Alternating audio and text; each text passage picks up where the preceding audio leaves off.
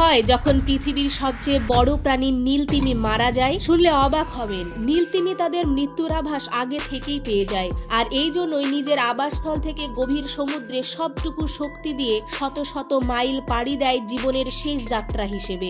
একটা পর্যায়ে নীলতিমি সাগরের গভীরে ডুব দেয় এবং মারা যায়। এটাকে বলা হয় হোয়াইল ফলস।